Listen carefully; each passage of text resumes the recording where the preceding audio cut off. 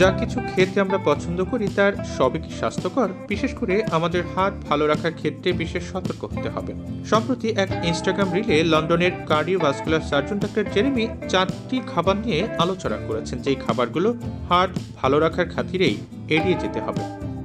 কিন্তু সমস্যা হলো সেই 4টি খাবারই আমরা প্রায় প্রতিদিনই কোনো না কোনোভাবে খেয়ে থাকি। তবে সব চিকিৎসা বিশেষজ্ঞ এই 4টি খাবার, বিশেষ করে তার তালিকার তৃতীয় আইটেমটি সম্পূর্ণরূপে পরিত্যাগ করার সাথে একমত হবেন না। চলুন জেনে নেওয়া যাক। ফাস্টফুড চেনের বেশিরভাগ খাবারই আসলে কেবল চটকদার, তাতে পুষ্টির কিছু অবশিষ্ট থাকে না। হার্বার্ট হেলথের মধ্যে হ্যামবার্গার, ফ্রাই এবং চিনিযুক্ত কোমল পানীয় প্রদাহ বৃদ্ধি করতে পারে, যা ধমনী ক্লগিং প্লেকের বিকাশের একটি গুরুত্বপূর্ণ কারণ। অপরদিকে গবেষণায় দেখা গেছে যে ফল, শাকসবজি প্রদাহ বিরোধী খাবার এবং কার্ডিওভাস্কুলার রোগের ঝুঁকি কমাতে পারে। কোমল পানীয়।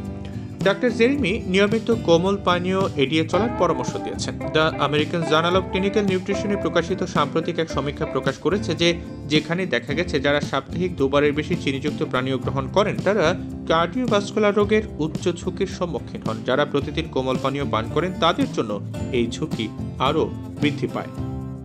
দুধ এবং দুগ্ধজাত পণ্য। আমরা একমাত্র স্তন্যপায়ী প্রাণী যারা শৈশবকালের পরেও দুধ পান করি, এবং আমরা এটি একটি ভিন্ন প্রজাতির থেকে পাই। তাই এই সম্পর্কে আর একটু ভেবে দেখুন, এমনটাই বলেন ডাক্তার জেরেমি। তবে অন্য অনেক বিশেষজ্ঞরই দুধ সম্পর্কে মতামত ভিন্ন।